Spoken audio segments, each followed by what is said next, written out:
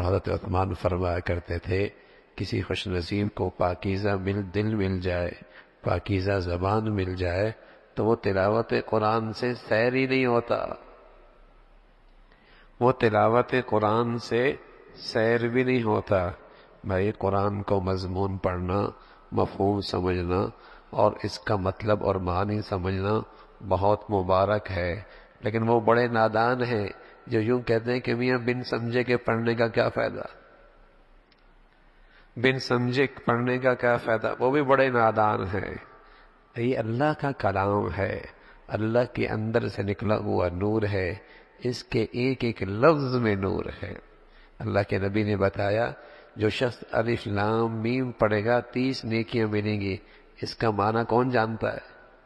ان کلمات کا معنی کون جانتا ہے؟ الف لام میم کا معنی کس کو پتا ہے؟ اس کا معنی کون جانتا ہے؟ اللہ کے نبی کا معجزہ ہے۔ آپ نے بات سمجھانا بھی چاہیے تو ایسے الفاظ کا انتخاب فرمایا جن کا معنی کوئی نہیں، ورنہ آپ کہتے اللہ لا الہ الا هو الحی القیوم، ان الفاظ کے ہر لفظ پر اتنی نیکیاں ہیں۔ کوئی اور آیت کا انتخاب کرتے، کوئی اور کلمے کا انتخاب کرتے جو بڑا ذو معنی اور جاندار مفہوم رکھتا ہو، لیکن آپ نے جب بات سمجھائی فرمایا الف لام میم، ایک حرف پر 10 نیکیاں، دوسرے حرف پہ 10 نیکیاں، میم پہ 10 نیکیاں، گویا کہ ان 3 لفظ پر 30 نیکیاں، مانا کوئی نہیں۔ اللہ کے نبی جانتے تھے ایک دور یہ فتنہ بھی آئے گا، میاں میری تلاوت سے کیا فائدہ، صرف الفاظ پڑھنے سے کیا ہوتا ہے؟ میں عرض کر رہا ہوں معنی مفہوم سمجھنا مبارک، اللہ توفیق نصیب فرما دے، لیکن قرآن کے ایک ایک لفظ میں نور ہے۔ کوئی دیہاتی آدمی معنی نہیں جانتا، مفہوم نہیں جانتا اور قرآن کو عظمت اور محبت سے سنتا ہے، کیا اثر کرتا ہے؟ اس کی آنکھوں سے آنسو جاری ہو جاتے، اس کی آنکھوں سے آنسو جاری ہو جاتے۔ معنی نہیں جانتا، مفہوم نہیں جانتا، اس کے الفاظ نے اس کے دل پہ ایسا اثر کیا آنکھوں سے آنسو جاری ہو گئے، رونگٹے کھڑے ہو گئے، رونگٹے کھڑے ہو گئے۔ تو ان الفاظ کی بھی اپنی ایک تاثیر ہے۔ تو تلاوت قرآن یہ دوا بھی ہے، دوا بھی ہے بیمار دلوں کے لیے، یہ غذا بھی ہے صحت مند دلوں کے لیے، دوا بھی ہے بیمار دلوں کے لیے۔ علاج یہی ہے تلاوت کرو، کثرت سے تلاوت کرو، دلوں میں رقت آئے گی، دلوں میں رقت آئے گی، نصائح خیر کی باتیں اچھی باتیں قبول ہونا آسان ہوگی، ورنہ سنا انسنی کر دے گا، سنی انسنی کر دے گا، عبرت کے اتنے نقشے ہیں اثر ہی نہیں دے گا۔ تو دوا بھی ہے غذا بھی ہے۔ پھر قرآن کی تلاوت جتنی عظمت کے ساتھ، جتنی ادب کے ساتھ، جتنے احترام کے ساتھ اور جتنے تسلسل کے ساتھ ہوگی اس کا اثر ہوگا۔ ایک ایک قطرہ اگر چٹان پہ گرے لیکن مسلسل گرے اثر پڑ جاتا ہے، اثر پڑتا ہے۔ اور پورا ٹینک آپ اس چٹان پہ پھینک دے پانی کا، اثر کوئی نہیں ہوگا۔ تسلسل سے ایک ایک قطرہ پڑا، اثر پڑ گیا۔ تسلسل سے قرآن کی تلاوت ہے، اگرچہ وہ ابتدا معمول تھوڑا ہی کیوں نہیں لیکن تسلسل ہے، دل پہ نور کا اثر پڑے گا، دل پہ نور کا اثر پڑے گا۔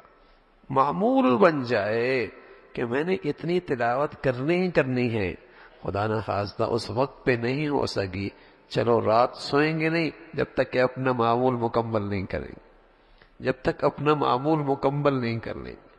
تسلسل کے ساتھ جب عمل ہوتا ہے ادب اور عظمت کے ساتھ، پھر اس کے انوارات ملتے ہیں، پھر اس کے انوارات ملتے ہیں، پھر اس کی تاثیر ہوتی ہے۔ تو رسول اللہ صلی اللہ علیہ وسلم سے طبیب اعظم، طبیب اعظم مربی اعظم کیا کہہ رہے؟ دلوں کی سختی کا علاج ہے کثرت تلاوت قرآن، کثرت سے قرآن کی تلاوت کرو۔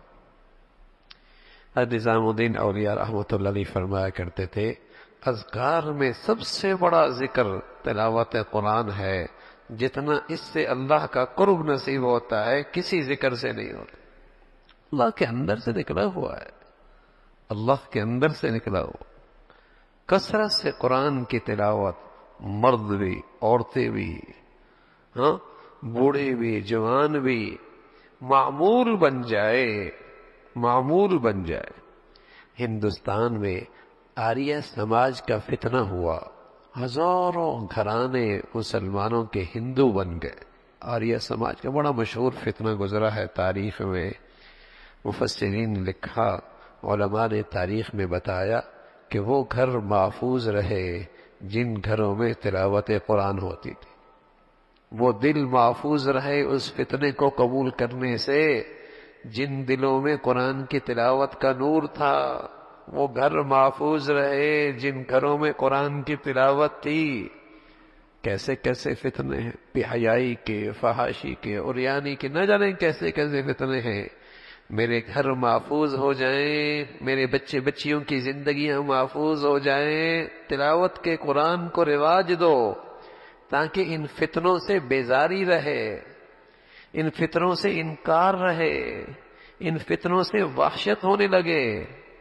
لیکن اگر یہ نہیں ہے اور دل کی زمین گناہوں کی گندگیوں کے لیے سازگار ہو گئی اور دل کی دنیا فتنے قبول کرنے کے لیے سازگار ہو گئی، پھر روتے پھریں گے، پھر روتے پھر۔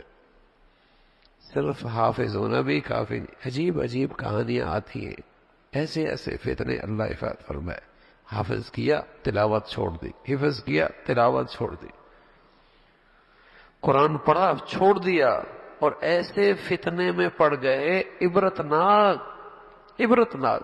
کیوں؟ اس دولت کی قدر نہیں کی، اس دولت کی قدر نہیں کی، اس دولت کی قدر نہیں کی، تلاوت چھوڑ دی، تلاوت چھوڑ دی۔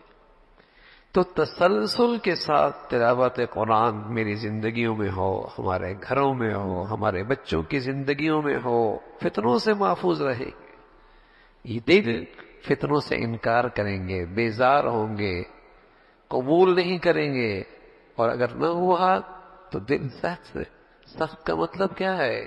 خیر نہیں قبول کرتا، شر قبول کرتا ہے، برائی کی چیزیں، برائی کی باتیں قبول کرتا ہے، خیر کی باتیں، نصیحت کی باتیں، ہدایت کی باتیں قبول نہیں ہوتی۔ رسول اللہ صلی اللہ علیہ وسلم بتا رہے کہ کثرت قرآن کے تلاوت قرآن، اس سے دلوں کا زنگ دور ہوتا ہے۔ اللہ رب العزت ہمیں نصیب فرما دے۔